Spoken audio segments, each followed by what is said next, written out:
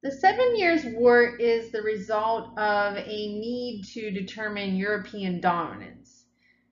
As the British colonies grew and expand, the clash between British and French colonies becomes more apparent. So the result of this war will not only define and crown the dominant power in Europe and the Americas, but also prove a turning point in British colonial relationships.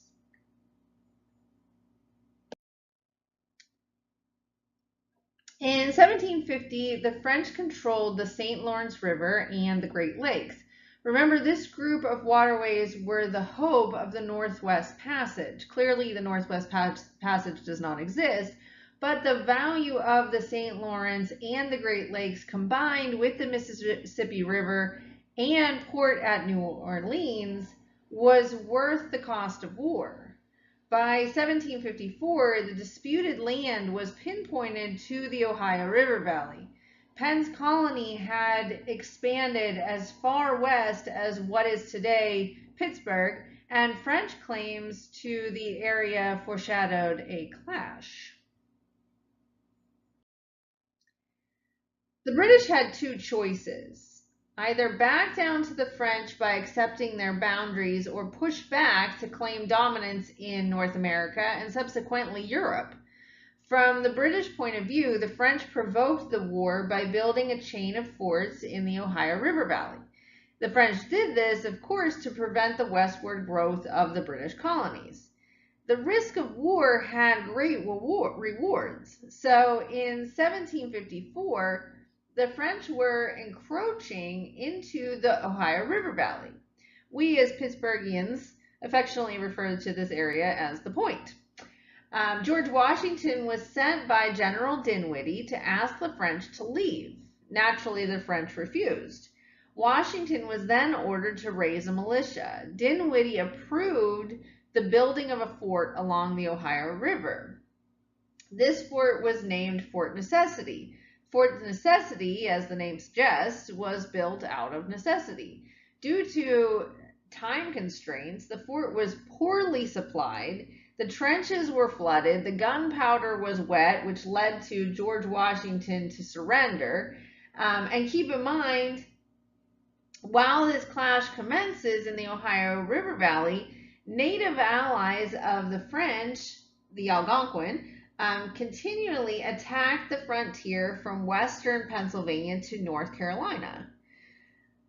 So the French built and fortified Fort Duquesne. Fort Duquesne held strategic importance. It was positioned perfectly along the Allegheny River. The French held the fort until they destroyed it on November 24th, 1758. General John Forbes and the British built a much larger fort, and you, of course, know this fort as Fort Pitt. Recognizing the need for coordinating colonial defense, the British government called for representatives from several colonies to meet in Congress in Albany, New York in 1754. The delegates from 7 colonies adopted a plan, the Albany Plan of Union, developed by Ben Franklin, that provided for an intercolonial government and a system for recruiting troops and collecting taxes from various colonies for their common defense. The problem was each colony was too jealous of its own taxation powers to accept the plan, so it never took effect. The important thing to note here is that the colonies still see themselves as separate entities. They were founded separately and they remain separate. In times of war, a division of any kind will lead to failure.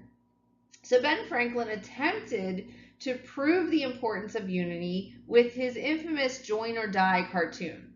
Unfortunately, the measure fell short of its goal. The Albany Congress was significant, however, as it set a precedent for later, more revolutionary Congresses in the 1770s.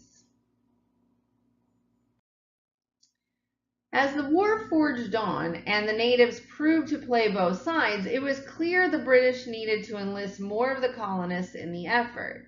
So enter William Pitt. Pitt becomes foreign minister to the colonies. He understood the colonial concerns and offered the colonists a compromise for their help. If the colonists proved colonial loyalty and military cooperation, the British Crown promised to reimburse the colonists for war costs. Lord Loudon, the British governor of Virginia and all-around hated official due to his crackdown on colonial smuggling, was also ousted at the request of the colonists. Immediately, morale increased and men willingly enlisted in the British regiments. One important note here is that the men from all over the colonies began to intermingle and work with one another. Those bold border lines that kept the colonies separate before the war began to blur throughout the 7 Years' War campaign. The turning point in the war became apparent when the loyalty of the natives began to fade. The Iroquois and most of the Ohio Indians agreed to abandon their support of the French. They withdrew from French forts, which allowed the British to capture these areas. William Pitt took control of military affairs. Patriotism increased, and men were convinced to come to arms and fight for the land in which they lived. The objective soon concentrated on conquering Canada, and the British retook Louisbourg, and the French surrendered Quebec.